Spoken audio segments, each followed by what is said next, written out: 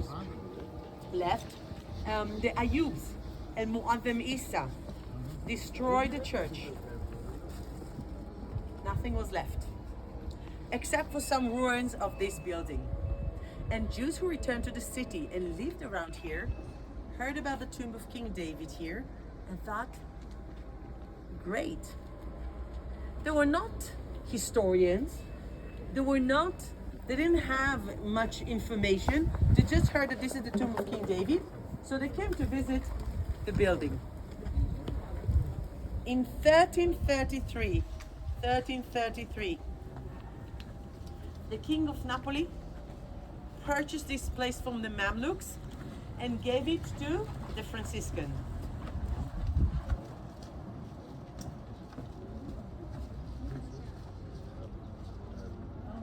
In 1333, the Franciscan received the place and renovated the building. So we don't have the whole church, just this small building, and they built a cloister, a courtyard with arches where they lived. Franciscan 1333. What about the Jews who used to visit the tomb of King David? No, now you cannot visit the tomb of King David. Now it's a church. Jews cannot visit the ruins. The Jews were very upset. There was a big dispute between Jews and Christians around the building because Jews wanted to come and pray at the tomb of King David, and the Franciscans said no. And then the Mamluk rulers intervened. What are you fighting about? I told you it's going to be complicated. I promised. What are you fighting about? Yeah, no. I'm saying that. Don't be exhausted. It's complicated. I know. What are you fighting about? The tomb of King David? King David, Nebi Dawood. Why didn't you say so? It's a Muslim place. So we have another 100 years when the Christians were in and out of the building until finally in 1524, already Ottoman, 1524, the building was turned to a mosque. And the Daoudi family, the Dajani Daoudi family, not the Dajani from the center of near Jaffa. It's the Dajani from Jerusalem, Dajani Daoudi from the Quds University from Dajani Daoudi. The what? University. Yeah. The Johnny, the family.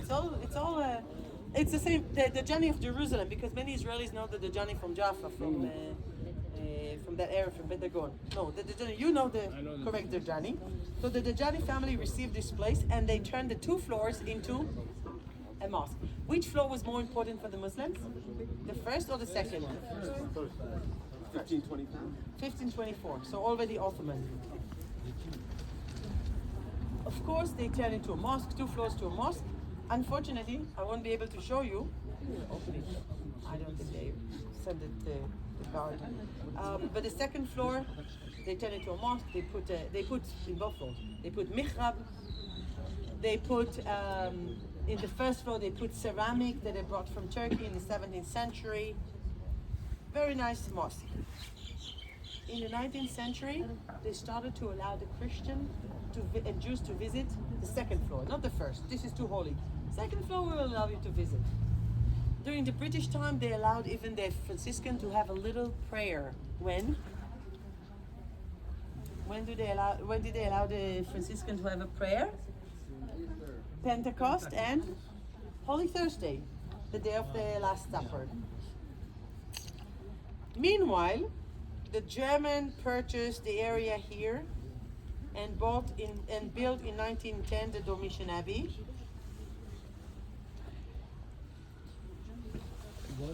The emperor who came here in 1898 purchased it. In many textbooks it was said that he gave it back as a gift. Kaiser Wilhelm. And they built the Domitian Abbey. It's a Catholic, although he was Protestant. I will mention that later. And the Franciscan also purchased another area here and returned here in 1936. Now, where do we sit now? Where are we now? We're now here. It's not accurate, but so you see here, this building, this is the Franciscan. They returned here in 1936. The Domitian we're gonna see in a second. I have one last color. Believe me, one last color. Is that 1910 or 1990? 1910, 10. Last color. What would be the last date? 1948. What happened here in 1948? Trying to attack you. Israel. Right? Israeli army occupied this part. This was part of Israel in 1948. The border was right here where we're standing. This was Jordan. You see the big stone in front of the entrance? This was the border. You see a big stone in the middle of the pavement. This was the border. You couldn't cross. So then over here, Israel was there. Franciscan took them some time to return. The Domitian Abbey, there were soldiers on the top of the Domitian Abbey. And what did Israel do with the building? No. No, it's a Jewish place. So the first floor is a Jewish holy place, and it's used as the tomb of King David. All the Muslim elements were taken away, so it's hard to recognize it was a mosque. I will show you some little ceramic that was left. And in the upper floor, are we interested in the upper floor as Jews? No. So we left it as is. So what can you see in the upper floor? Crusader You building. see Crusader building with some Muslim element. For example, you have the mihrab. You have a glass window with inscription from the Quran, from Surah 38 that talks about Nabi Dawood. You have in the second floor the first Ottoman inscription on the wall saying we turn the house of the kufr, of the heretics, into a house of prayer. So we didn't touch the second floor, just the first floor. So the first floor is now used by Jews. The second floor open for visitors. Now, every religion who held the place or hold the place will allow their people to pray there.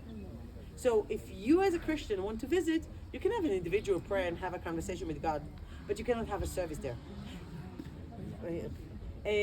When it was a mosque, only Muslim pray there. When it was a church, only Christian pray there. When it's a Jewish place, then only Jews can pray there, but everyone can visit, except for twice a year. Then in the second floor, Christians have the right to have a short prayer. Which days? Kippur. They closed. Second floor. Closed. No.